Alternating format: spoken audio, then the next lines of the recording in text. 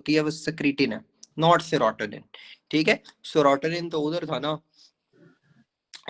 Moody mood mood mood Moody sir और emotional dopa, mood mood के साथ serotonin था। ठीक है, ट्यूमर भी तो होता है और उसमें 5 हाइड्रोक्सी इंडोल एसिटिक एसिड होता है। ठीक है, तो वो फ्लशिंग की हिस्ट्री आ रही होती है, वो सारा कुछ हो रहा था। यहाँ पे सिंपल ड्यूडेनल कैंसर सेक्रीट क्या करेगा, सेक्रीटिन करेगा, simple is that.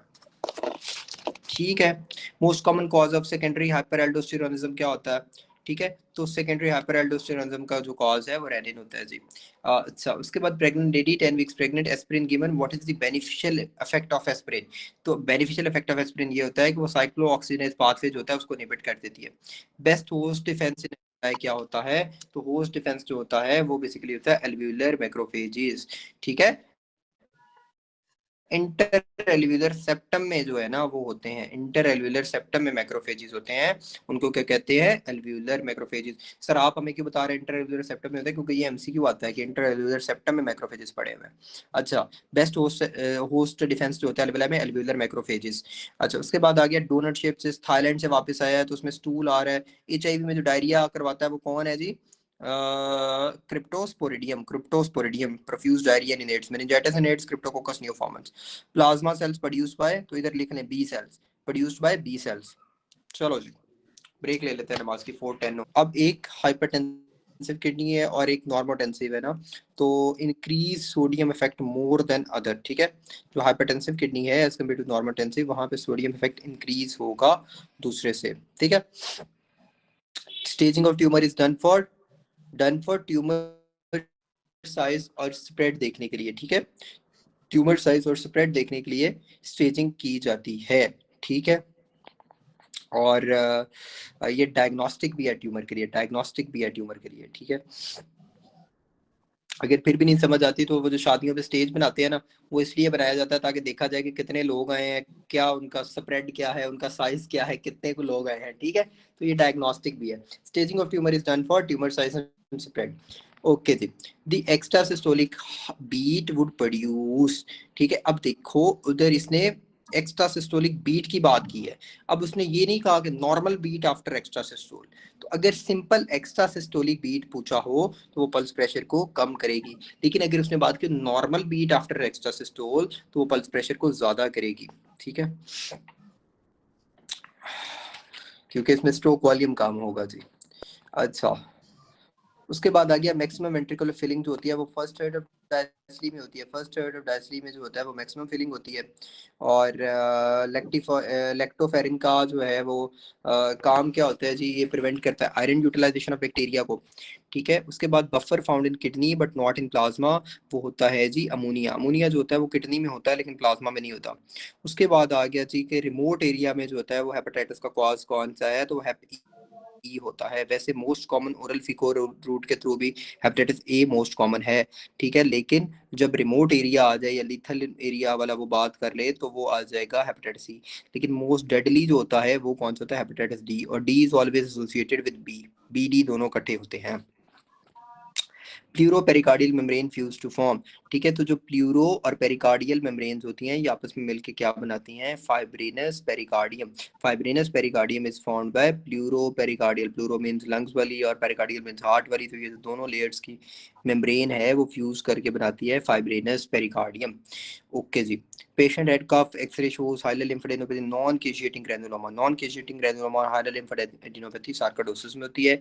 Antibody in allergic rhinitis जो होती है वो कौन सी होती है? आईजीई। ठीक है, chloride transport in loop diuretic is by sodium potassium 2 chloride pump होता है, तो पंप होता है और इनकी को ट्रांसपोर्ट हो रही होती है, तो को transport with sodium and potassium. और अगर क्लोराइड होता तो वो भी आप चूज करते हैं, को transport with these three things. ठीक है, parasympathetic decreases heart rate by effect on. ठीक है, तो पैरासिम्पैथेटिक जो होता है वो बेसिकली एसए नोड पे एक्ट करता है और डिक्रीज हार्ट रेट करता है। ठीक है, तो डिक्रीज सोडियम इनफ्लक्स होता है, इंक्रीज पोटेशियम इनफ्लक्स होता है। ठीक है, तो इसमें क्या आएगा? इफेक्ट ऑन सोडियम और पोटेशियम, सोडियम और पोटेशियम पे इफेक्ट करके पैरासिम्पैथेटिक जो होते हैं वो डिक्रीज हार्ट रेट करते हैं। अच्छा जी, ड्यू टू, ठीक है, उसका आखिरी ये स्टेम है कि स्टिल एरेशन जो है वो किस वजह से हो रही होती है, due to presence of alveolar pores, ठीक है। लेकिन मिनिमम एयर ब्लड बैरियर जो होता है, मिनिमम एयर ब्लड बैरियर जो होता है वो भी पोर्स ऑफ कोहान की वजह से ही होता है, क्योंकि एयर ब्लड बैरियर के अंदर टाइप 2 न्यूमोसाइट्स भी होते हैं, मैक्रोफेजेस भी होती हैं और सिलिया भी होता है, लेकिन पोर्स ऑफ कोहान जो है वो मिनिमम होंगे। There is bilateral damage to glossopharyngeal nerve, it carries taste what, posterior one third में जी ग्लॉसोफ्रेंजियल होती है और सर जो टेस्ट होता है वो बिटर होता है जी, bitter bitter bitter bitter, glosso is bitter, ठीक है, bitter bitter, glosso is bitter, ठीक है, okay.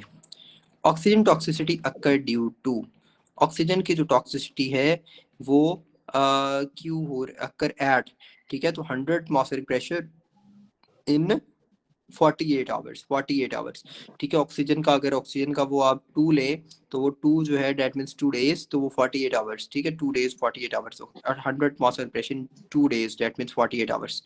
Migratory motor complex is triggered by मोटिलिन, migratory, please ये जो वैल्यूज आती है ना, समवन कोई भी जो लिख सकता है वो एक पेज पे ये वैल्यूज सारी लिखता जाए और एंड वाले दिन ये वैल्यूज प्लीज रिवाइज करके जाइएगा, ये जितनी भी वैल्यूज आती हैं, ठीक है। वैल्यूज वाले 3 से 4 एमसीक्यूज हर एक को आने हैं, ठीक है, trust me on this, trust me, आने ही आने हैं। माइग्रेटरी मोटर कॉम्प्लेक्स, ये फ्री के नंबर है अगर आप इनको रट लेंगे। Migratory motor complex is triggered by motilin. Chromosomal manuring does not occur in, जो क्रोमोसोमल मैन्यूरिंग है वो किस में नहीं होती, एसेक्सुअल रिप्रोडक्शन में नहीं होती। राइट लंग में कितने लोब्स होते हैं, तो राइट लंग में जो होते हैं वो 3 लोब्स होते हैं, लेफ्ट में जो होते हैं वो 2 लोब्स होते हैं, और राइट लंग में जो 3 लोब्स होते हैं उनमें भी सेगमेंट्स कौन कौन से थे, ए पाम, पहले में एपिकल, पोस्टीरियर और इंटीरियर, और दूसरा जो मिडल होता है उसमें लैटरल और मीडियल, ठीक है। तो ये लैटरल और मीडियल राइट लंग का ये आया हुआ एमसीक्यू, मिडल लोब में लैटरल और मीडियल जो होते हैं वो होते हैं ए पाम, एक पाम। अच्छा, cervical branch of facial nerve supply, cervical branch of facial nerve supply किसको करती है, प्लेटिज्मा को सप्लाई करती है जी, प्लेटिज्मा को सप्लाई करती है cervical branch of facial nerve, ठीक है। HIV infected patient with 300 cubic centimetre CD4 cells with respiratory symptoms, तो इसका एचआईवी में न्यूमोनिया को कॉज क्या होता है जी, रेस्पिरेटरी सिम्टम्स का न्यूमोसिस jirovecii. Delayed cell mediated hypersensitivity is following, delayed जो होती है वो टिस और सिस में, ठीक है, कॉन्टैक्ट डर्माटाइटिस, ठीक है। A female after delivery developed hemorrhage for which she was transfused blood. After giving blood transfusion, patient with chest heaviness, rash, fever. What type of reaction is this? ठीक है, तो ये complement mediated type 2 hypersensitivity reaction है बच्चों। अच्छा, उसके बाद आ गया regarding a typical spinal nerve, it is found in intervertebral foramen, जो टिपिकल स्पाइनल नर्व होती है वो इंटरवर्टिब्रल फोरामेन में होती है। अच्छा, इंटरवर्टिब्रल फोरामेन के अंदर जो होती है typical spinal. Decrease ventricular muscle fibre length in which of the following, ठीक है, तो अगर decrease ventricular muscle fibre length हो तो ये क्या होगा, इंक्रीज इंट्रा पेरिकार्डियल प्रेशर होगा। Decrease ventricular muscle fibre length अगर हो तो इंक्रीज इंट्रा पेरिकार्डियल प्रेशर होगा, मसल फाइबर की जितनी लेंथ कम होगी उतना इंट्रा पेरिकार्डियल प्रेशर ज्यादा होगा, छोटी जगह पे प्रेशर ज्यादा डेवलप कर जाएंगे, इस तरह समझ लें। Secondary immunodeficiency syndrome, secondary immunodeficiency is due to decrease in, ठीक है, तो सेकेंडरी इम्यूनोडेफिशिएंसी या एड्स की बात ये कर रहे हैं, तो उसमें CD4 सेल्स जो होते हैं वो कम होते हैं और फॉलो अप भी इसी से ही होता है। कंफर्मेटरी वेस्टर्न ब्लॉट होता है बड़ों में और बच्चों में होता है PCR। अच्छा जी, pregnant lady came with premature rupture of membrane, she is suspected to have chorioamnionitis, ठीक है। कोरियोएमनियोनाइटिस इज बेसिकली वो जो कोरियोन और एमनियोन है उसकी इन्फ्लेमेशन हो जाती है और इंट्राएम्ब्रियोनिक इन्फेक्शन, वो इन्फेक्शन की वजह से इसकी इन्फ्लेमेशन होती है, और उस इंट्राएम्ब्रियोनिक इन्फेक्शन के लिए आप कौन सा टेस्ट करेंगे, तो इंटरल्यूकिन 6 करेंगे, की सेइंग इंटरल्यूकिन 6, तो this is interleukin 6, this is not amniotic fluid culture, ठीक है। Ligament made by thickening of parotid fascia is, ठीक है, तो that is stylomandibular ligament, style वाला मैंडिबल, स्टाइल वाला मैन, स्टाइल वाला मैन, स्टाइलोमैंडिबुलर, स्टाइल वाला मैन, स्टाइलोमैंडिबुलर, ठीक है। तो ligament with thickening of parotid fascia is style वाला मैन, प्लीज स्टाइल वाला मैन याद रखना है, ठीक है, thickening of parotid fascia, style वाला मैन। थेरेप्यूटिक डोज जो होती है वो क्या करती है, पोटेंसी को, DP इज विंडोरेन। अच्छा जी, उसके बाद आ गया patient present UTI gram negative swarming motility, pro वाला proteus sorry, most common complication of rubella in third week is, ठीक है, तो अगर वो कहे कि 7 वीक्स के बाद है तो वो डेफनेस होगी, और 7 वीक से पहले है तो वो कैटरेक्ट होगी। रुबेला को जर्मन मीजल्स भी कहते हैं, ठीक है, और वही कहानी जो दिलरुबा और समथिंग जो भी है, हार्ट डिफेक्ट्स, कैटरेक्ट और डेफनेस, ठीक है।